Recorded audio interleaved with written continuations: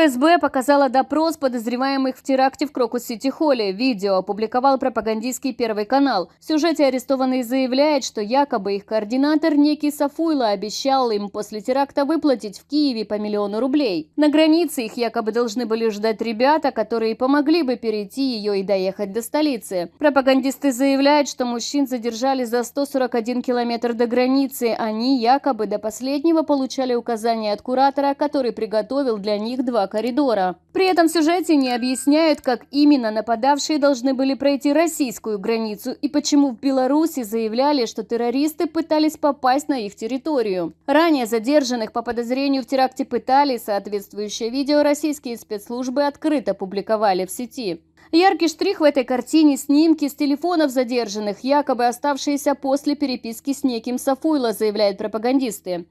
Желто-синий украинский прапор, фотографии марки с русским военным кораблем должны убедить зрителей, которым изрядно надоела пропагандистская лапша на ушах, в якобы украинском следе в теракте. Напомним, в самом масштабном за последние 20 лет теракте в РФ погибли не менее 139 человек, еще более 180 пострадали. Несмотря на большое количество правоохранительных органов в районе торгового центра, нападавшиеся скрылись с места происшествия на автомобиле. Их задержали только на следующий день. Путин заявлял, что террористов повязали на пути к границе с Украиной, где им якобы готовили окно.